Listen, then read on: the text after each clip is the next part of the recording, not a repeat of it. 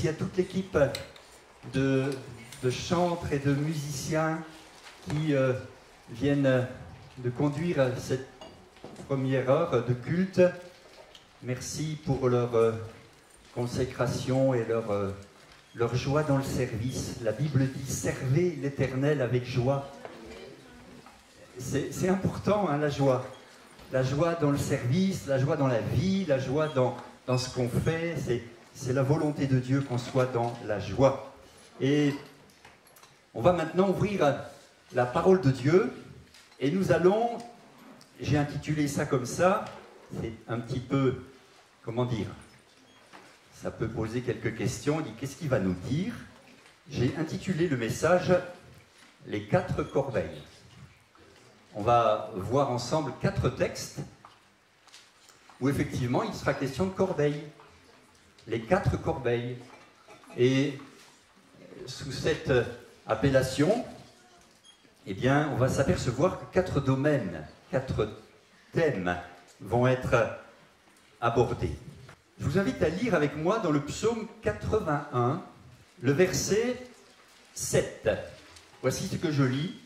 « J'ai déchargé son épaule du fardeau et ses mains ont lâché la corbeille.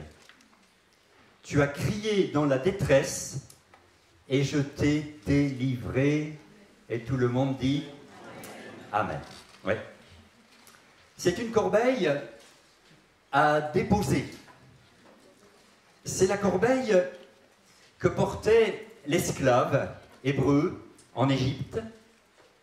Vous savez que le peuple hébreu a été certainement, et ça c'est prouvé historiquement, certainement a contribué pendant 430 ans quand même, pendant toute cette période d'esclavage, a contribué à la construction des palais, des pyramides et des temples de Pharaon. Et l'époque voulait que c'était à dos d'homme que l'on portait les pierres, la terre, le sable, tout ce qu'il fallait pour la construction, c'était sur les épaules des esclaves. Et tout le monde comprend parce que les 2 premiers textes seront dans l'Ancien Testament, les 2 suivants dans le Nouveau Testament. Tout le monde comprend dans ce temps-là ce que ça veut dire, que Dieu a déchargé notre épaule du fardeau, que nos mains ont pu lâcher la corbeille de l'esclave, la corbeille de l'esclavage. En fait, cet exemple très lointain nous permet quand même de réfléchir à quelque chose de très actuel. La Bible dit qu'on est tous esclaves de ce qui a triomphé de nous. Je connais des gens qui sont esclaves de l'argent. J'en connais d'autres qui sont esclaves du sexe, de la sexualité débridée. D'autres sont esclaves de ce qui a triomphé d'eux. Ce qui triomphe de toi te rend esclave. Et il ne dit pas, oui, c'était les Hébreux en Égypte il y a très très longtemps. Il y a peut-être ce matin pour quelqu'un ici, une corbeille sur une épaule qui pèse lourd. C'est la corbeille de ton esclavage. Et tu n'es pas heureuse avec ça. Il faut entendre cette bonne nouvelle de la parole de Dieu qui dit « Mais je veux décharger ton épaule de ce fardeau. » Pourquoi faudrait-il que tu continues d'être blessé par ce qui triomphe de toi tous les jours? Tu as beau dire bah, « C'est plus fort que moi », laisse-moi te dire que celui qu'on a chanté tout à l'heure, Jésus, il est venu pour délivrer les captifs. Il est venu pour délivrer les esclaves. On a entendu, nous aussi, une voix qui nous était inconnue jusque-là. La voix de Dieu, la bonne nouvelle. Alors on a aussi crié à Dieu dans notre détresse et il nous a délivrés. Alors on est dans un culte, mais on serait dans une réunion d'évangélisation, je ne changerai pas le message. Y a-t-il ici quelqu'un qui est concerné par cette première corbeille à lâcher, à déposer? Ne repars pas avec. En tant que c'est possible, parce que combien l'ont déjà expérimenté ça? Vous allez voir la main un peu. Combien ont expérimenté la corbeille qui c'est comme un poids qui s'en va. Le poids du péché, le poids de ce qui souille notre intérieur et qui s'en va quand on rencontre le Seigneur, quand on lui demande pardon, quand il nous pardonne, quand il nous lave et nous purifie.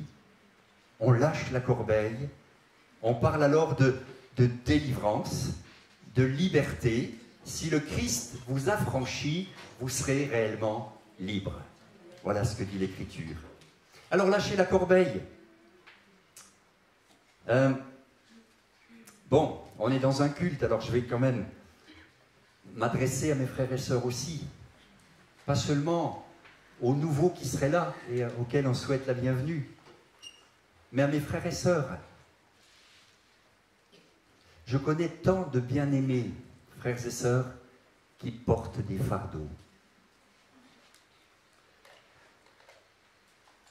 Déchargez-vous sur lui de tous vos fardeaux, car lui-même prend soin de vous. Vous entendez? Tu es chrétien depuis un moment, et pourtant, tu as sur l'épaule un fardeau, tu as sur le cœur un fardeau. Et je te demande de le déposer à ses pieds. Il a dit, déchargez-vous sur moi de tous vos fardeaux, je prends moi-même soin de vous. Venez à moi, vous tous qui êtes fatigués et chargés, je vous donnerai du repos. Je prends juste un exemple de fardeau que j'ai rencontré chez des bien-aimés frères et sœurs. Le non-pardon. Le non-pardon. Je dis, ah non, c'est trop injuste ce qu'il m'a fait, je ne lui pardonnerai pas. Eh bien, tu es en train de prendre sur toi un fardeau inutile. Le non-pardon est quelque chose qui pèse beaucoup plus que vous ne le pensez sur votre vie, si tel est le cas. Le non-pardon. Quand on pardonne, on se décharge soi-même. On se fait du bien à soi-même. Même si l'autre, n'a pas fait sa part, parce que dans un pardon complet, il faut qu'il y ait la part de chacun. Mais s'il te plaît, ne garde pas ça pour toi. C'est comme si tu portais celui à qui tu en veux sur ton dos. Ben, vous savez, ça pèse lourd au bout d'un moment. Hein. Moi, il y a des fois, j'ai pris ma femme dans mes bras, je l'ai soulevée, puis je l'ai reposée. Hein. Pourtant, vous ferez sa connaissance. Non, j'en dis pas plus. Mais porter quelqu'un sur le dos, celui qui t'a fait du mal, celui qui, ou celle qui t'a blessé, et tu penses à lui, tu penses à elle, tout le temps, et tu rumines. Tu es dans le non-pardon. Alors, ce serait un autre sujet, on aura le temps de l'aborder. Hein. Je suis avec vous maintenant depuis quelque temps, et on parlera du pardon.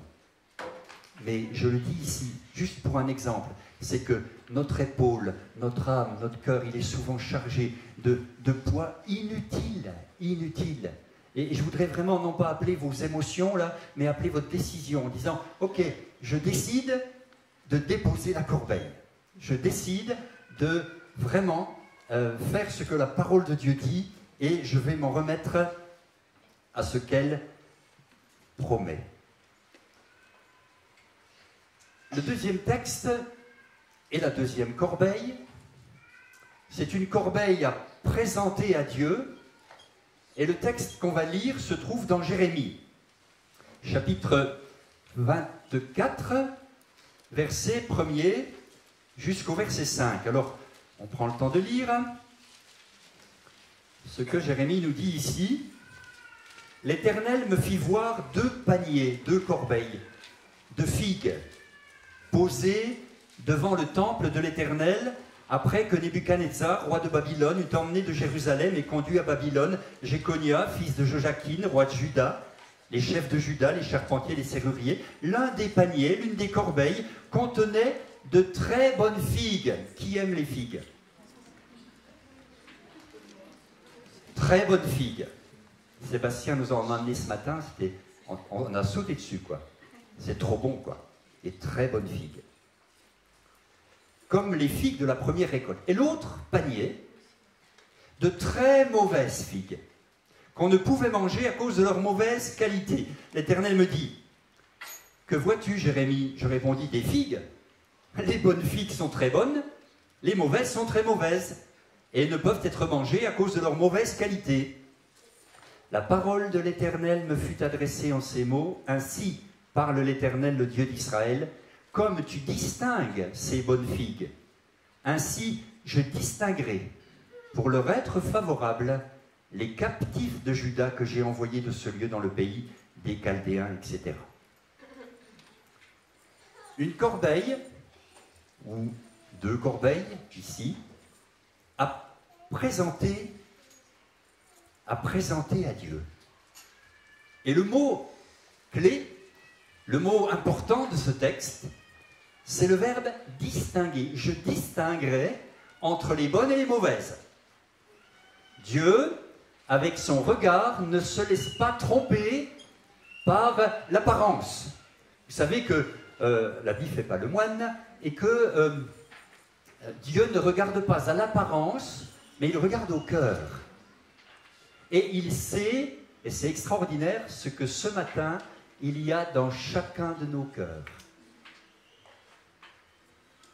Et Dieu est celui qui va nous rendre service, parce que si c'est seulement moi qui regarde les paniers avec les figues, moi, Dominique, je vais peut-être dire ça c'est bon, vous en donnez à manger, puis vous direz mais c'est pas bon. Je peux complètement me tromper si ma conscience n'est pas éclairée par Dieu, par son aide, son esprit, sa parole. Je ne pourrai pas faire le tri. Vous savez que Dieu est un Dieu qui fait le tri, la distinction. Regardez, dès le début de la Bible, lumière, ténèbres. Vous continuez, vous verrez le bien, le mal. On vient dans le Nouveau Testament, Jésus, le diable. La chair, l'esprit. Il y a toujours 2 pôles, et pour reprendre ma formule, 2 corbeilles, il n'y a pas de neutralité possible. Ou vous êtes dans un camp, ou vous êtes dans l'autre. Le pire, c'est que je constate que ces 2 camps sont en moi. Je ne sais pas vous, mais moi les 2 camps, les 2 corbeilles sont en moi. Il y a du bon, il y a du très bon, et puis il y a du mauvais. Même l'apôtre Paul, dans Romains 7, dira « Mais misérable que je suis, quand je veux faire le bien, le mal est attaché à moi. » Donc je ne suis pas le seul dans ce cas. On a tous en nous les 2 côtés.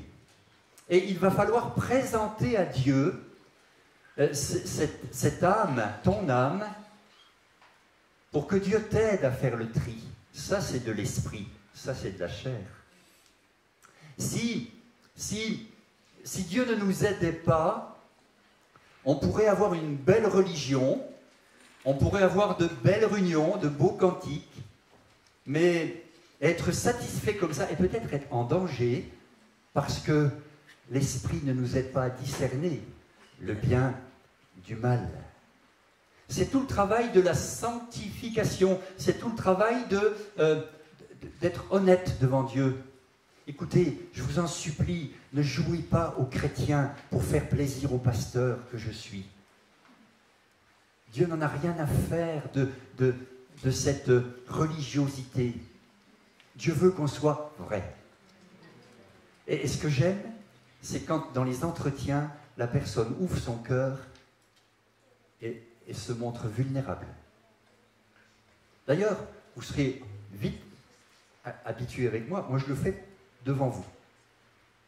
Et je ne me présenterai pas comme le pasteur parfait, mais je vous parlerai de... Je fendrai l'armure. Priez pour moi aussi. Prions les uns pour les autres.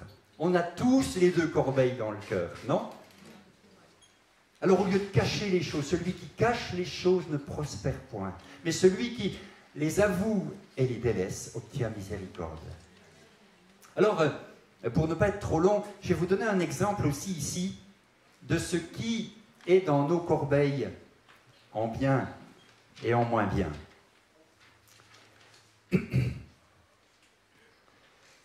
Merci. Je vais parler des pensées, des croyances. On a en nous un système de croyances. Il y a des choses, on les croit vraies et on se conduit comme on croit qu'il faut se conduire. Nos croyances sous-tendent nos comportements. Nos croyances, nos pensées vont donc nous faire parler, nous faire agir, nous faire nous comporter. Mais si la croyance n'est pas bonne, eh bien, le comportement sera inadapté. Comment est-ce qu'on distingue? Et là, on est entre les très bonnes figues et les très mauvaises. Comment est-ce qu'on distingue des croyances vraies de croyances fausses? Premièrement, les vraies croyances, ça, franchement, si vous êtes intéressé par ce petit tableau, je vous le photocopie à la fin, vous l'affichez sur le frigo toute la semaine et vous l'apprenez par cœur. Et vous en faites une nourriture spirituelle pour dire, est-ce que c'est vrai ou c'est faux ce que je crois? La vraie croyance est fondée sur la parole de Dieu. Elle est conforme à la parole de Dieu. La fausse croyance est fondée sur la peur. Une peur générée par des pertes, par des souffrances. C'est un peu normal d'avoir peur, mais la peur est mauvaise pilote, mauvaise conseillère. Alors est-ce que c'est la parole de Dieu qui te conduit ou est-ce que c'est ta peur qui te conduit? Vraie ou fausse croyance? La vraie croyance, elle va affirmer votre valeur et elle va vous permettre de grandir, de croître. La fausse croyance, elle va vous rabaisser, elle va diminuer votre valeur et bloquer votre croissance. C'est un filtre que je vous donne là pour dire, bon, est-ce que c'est vrai ou est-ce que c'est faux? Est-ce que ma valeur, le qui je suis, est affirmé et respecté? Est-ce que je peux m'épanouir? Ou est-ce que on me rabaisse, on me diminue, on m'empêche de grandir?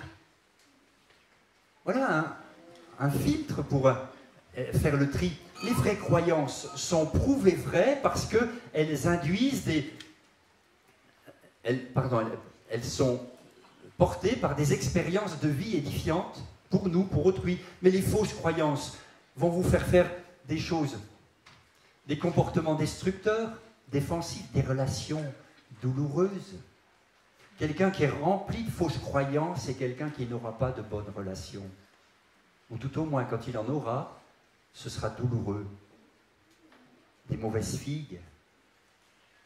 Les vraies croyances produisent donc des relations sûres et saines, alors que les fausses croyances aboutissent à la séparation et à l'isolement. Et puis enfin, les vraies croyances génèrent la paix et la confiance. Les fausses croyances génèrent l'anxiété et l'épuisement. Je passe rapidement, mais juste pour vous dire que dans les deux paniers, dans ton âme, dans les deux corbeilles, que je te demande de présenter à Dieu ce matin pour qu'il sonde ton cœur, parce que lui connaît ton cœur, lui connaît ce qui est bon pour toi. Il va t'aider, et vous avez vu que la parole de Dieu est vraiment une lampe à nos pieds, il va nous aider à y voir clair sur qu'est-ce qui est bon, qu'est-ce qui n'est pas bon. Jusqu'à ce qu'on soit ressuscité en présence de Dieu, on habite dans un corps mortel, un corps de chair. Et on aura ce combat en nous, vraie ou fausse croyance. Laisse Dieu déposer son regard et te dire ça, que tu croyais vrai, en fait c'est faux. Alors c'est une vraie remise en question, hein, je ne vous le cache pas. C'est une vraie remise en question, mais ça vaut le coup, hein. Si vous voulez le petit tableau, je vous le photocopie et vous l'appropriez. On va avancer encore et voir un troisième texte.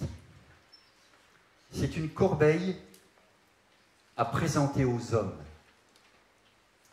Le texte que nous allons lire, on passe maintenant dans le Nouveau Testament, dans l'évangile de Matthieu, au chapitre 14. verset 15, très, très connu ce texte aussi. C'est le texte de la multiplication des pains.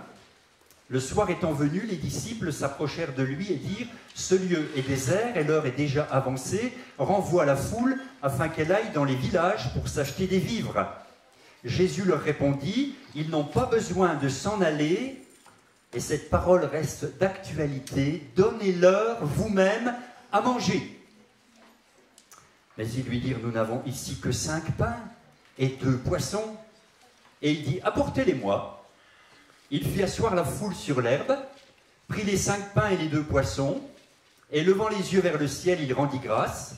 Puis il rompit les pains et les donna aux disciples, qui les distribuèrent à la foule. Tous mangèrent et furent rassasiés. Et l'on emporta 12 paniers, 12 corbeilles, pleins des morceaux qui restaient. Ceux qui avaient mangé étaient environ 5000 hommes, sans compter les femmes et les enfants. Voilà 12 corbeilles pleines des restes de ce que, un autre évangile nous dit que c'était un enfant qui a apporté 5 pains et 2 poissons. Est-ce que je peux vous rappeler que le monde d'aujourd'hui a faim? Excusez l'expression, crève de faim. L'homme ne vit pas de pain seulement, et même ceux qui ont du pain sur leur table à midi. La Bible dit que l'homme vit de toute parole venant de la bouche de Dieu. On a besoin d'une nourriture spirituelle. Notre âme a faim, le monde a faim. Donnez-leur vous-même à manger. Tu as une corbeille à présenter à tes voisins. Je l'ai dit dimanche dernier, le berger nous conduit dehors pour qu'on aille donner à manger à ceux qui ont faim. Alors, ce n'est pas seulement les colis, demain, ça reprend demain à Chambéry-le-Haut avec François et l'équipe, mais c'est notre témoignage, c'est notre pain spirituel qu'on partage. Et Dieu va multiplier le peu que nous lui offrons. Tu ne peux pas dire, j'ai pas grand-chose dans ma corbeille, j'ai allé à peine la moitié d'un poisson. Mais donne-le à Jésus, il va le multiplier. Tout à l'heure, pendant les annonces, je vous parlerai de l'évangélisation à Chambéry. Ne vous enfuyez pas, mais je trouve que c'est un peu le parent pauvre, quoi. Hein. Avec le peu que le garçon a donné, 5 pains et 2 poissons, Jésus a fait quelque chose qui se répète à l'infini et qui peut se faire ce matin. Il les a pris, il les a bénis, il les a rompus, il les a donnés. Il les a pris.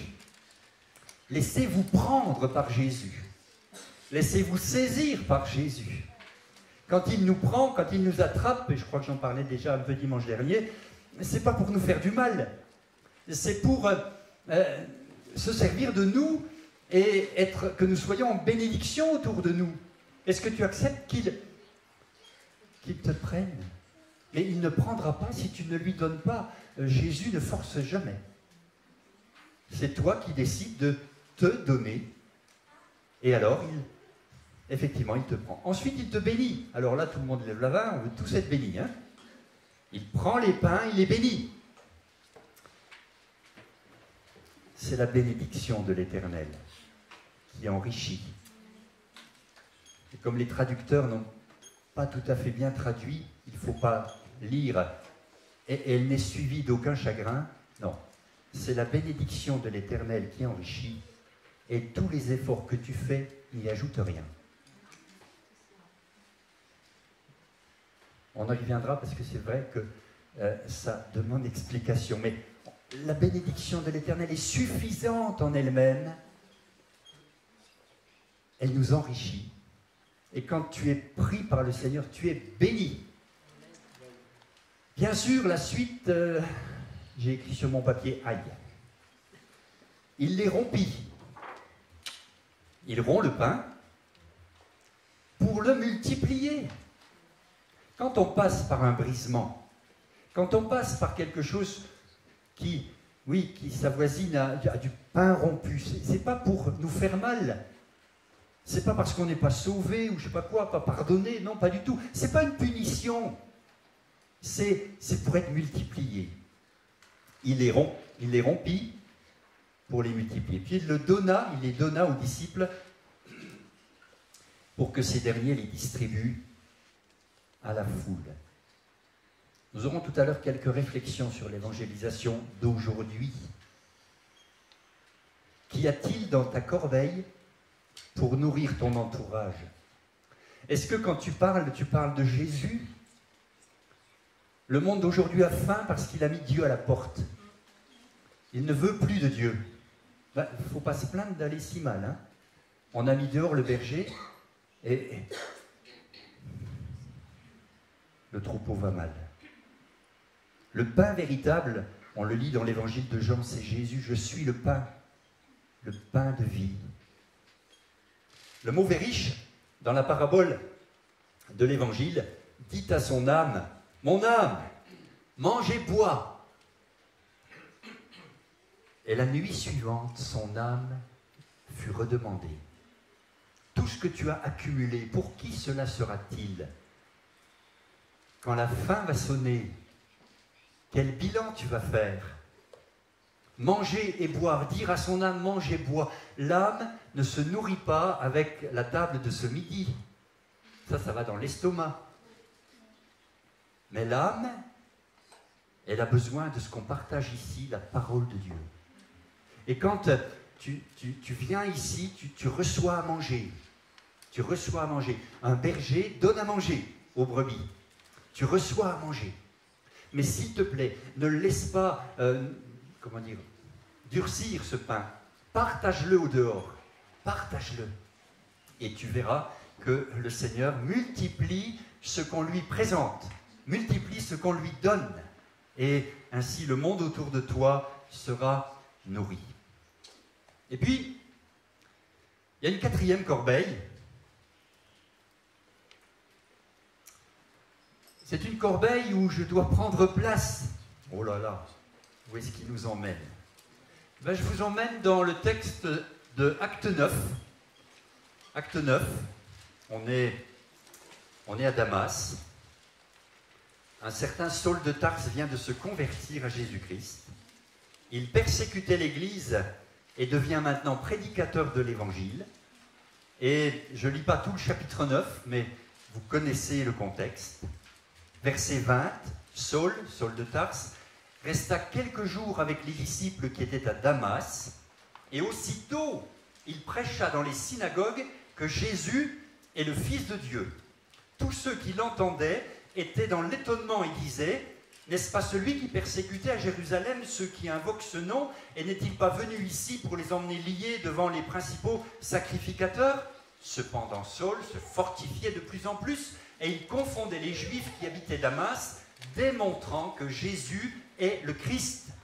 Au bout d'un certain temps, les Juifs se concertèrent pour le tuer, et leur complot parvint à la connaissance de Saul. On gardait les portes nuit et jour, afin de lui ôter la vie. Mais, pendant une nuit, les disciples le prirent, et le descendirent par la muraille dans une corbeille. Il est monté dans une corbeille. C'est son premier voyage missionnaire. Il est descendu le long de la muraille, dans le vide, suspendu dans le vide, grâce à toute une équipe de disciples de l'église de Damas qui tenaient la corde. Je crois que ceux-là, ils avaient vraiment pardonné. Hein, parce que s'ils n'avaient pas pardonné, ils lâchaient la corde. Ah, tu voulais nous couper la tête? Ben tiens, débrouille-toi. Non, ils ont tenu la corde. Et l'apôtre Paul, ça va devenir l'apôtre Paul. Après quelques années de formation encore. Mais cette nuit-là, sa vie a été sauvée parce qu'il a accepté de dépendre de ceux qui tenaient la corde. Vous savez qu'on n'aime pas dépendre des autres. Hein? On n'aime pas ça. On aime tenir, on aime contrôler. Et puis il y a des moments dans la vie où tu sens bien que tu dépends de quelqu'un. Et c'est une bonne saison aussi. Une saison faite d'humilité, de leçons à apprendre. Peut-être que l'adversaire lui glissait à l'oreille pendant qu'il descendait dans la nuit. Alors, tu dois t'enfuir? tu as perdu la partie. Ça n'a pas marché. Vous savez, il y en a un qui est l'accusateur des frères. Alors, il ne se gêne pas. Hein. C'est la corbeille de la consécration. La corbeille où je me place moi. Je ne peux pas vous demander de vous consacrer si je ne le suis pas. On doit montrer l'exemple, n'est-ce pas? On ne peut pas dire aux frères, aux sœurs à côté, hey, c'est pour toi, hein. Je m'adresse à toi personnellement. On a tous et toutes une corbeille dans laquelle il nous faut grimper. Vous savez, on lit dans la deuxième épître aux Corinthiens, au chapitre 11, que ce qui a attendu l'apôtre Paul n'était pas un long fleuve tranquille. 2 Corinthiens 11, verset 23. Il se compare à certains qui se disent apôtres. Sont-ils ministres de Christ? Je parle en homme qui extravague, je le suis plus encore. Par les travaux, bien plus. Par les coups, bien plus. Par les emprisonnements, bien plus. Souvent en danger de mort. 5 fois j'ai reçu des Juifs, 40 coups moins 1. 3 fois j'ai été battu de verge. 1 fois j'ai été lapidé. 3 fois j'ai fait naufrage. J'ai passé 1 jour et 1 nuit dans l'abîme, fréquemment en voyage. J'ai été en péril sur les fleuves, en péril de la part des brigands, en péril de la part de ceux de ma nation, en péril de la part des païens, en péril dans les villes, en péril dans les déserts, en péril sur la mer, en péril parmi les faux frères. J'ai été dans le travail et dans la peine, exposé à de nombreuses veilles, à la faim, à la soif, à des jeûnes multipliés, au froid et à la nudité. Et sans parler d'autres choses, je suis assiégé chaque jour par les soucis que me donnent toutes les églises. Qui signe en bas ici pour être le compagnon de Paul? Il était monté dans la corbeille de la consécration. Et monté dans la corbeille de la consécration, et je vous dois toute la vérité, ne va pas vous mettre à l'abri des problèmes. Et au vu de ce qu'il a rencontré, je me dis, eh ben, je pense qu'il ne savait pas, en descendant le long de la muraille à Damas, tout ce qu'il attendait. Mais il a été fidèle à son appel. Dieu l'avait appelé et il est resté fidèle à son appel, quelles que soient les circonstances traversées. Je trouve beaucoup de chrétiens qui viennent à Dieu pour ne plus avoir de problème. Et un message comme ça, viens voir, monte voir dans la corbeille. Oh, là aussi, rien d'obligatoire. Je ne vais pas te tordre le coude, tordre le bras pour que tu prennes place dans la corbeille. Mais je peux te dire que c'est la meilleure des places quand on apprend à dépendre de Dieu. Je vous laisse à votre réflexion, là où vous en êtes. De qui dépends-tu? Ou est-ce que tu es ton propre chef? Je le disais dimanche dernier, est-ce que tu as seulement invité Jésus dans ta vie ou est-ce que tu lui as donné le volant? C'est quand même autre chose entre le Sauveur et le Seigneur.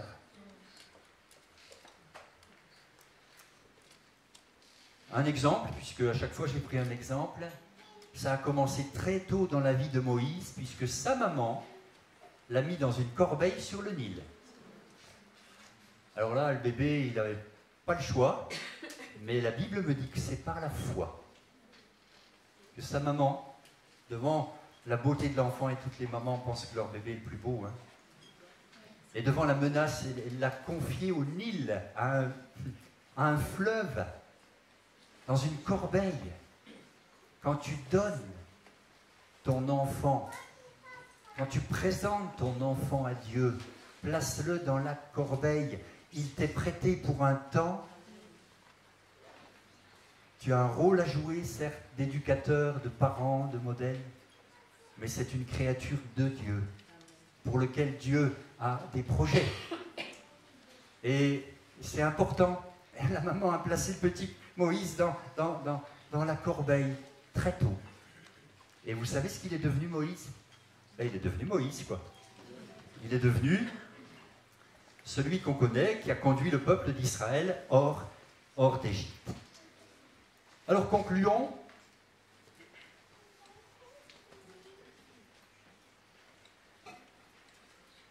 ai parlé du salut, la corbeille qu'on dépose, le fardeau de nos péchés, de notre vie d'avant. Je dépose ça. Je vous ai parlé de sanctification, faire le tri, choisir le bon, rejeter le mal. C'est un processus. Tout le monde est sur ce chemin.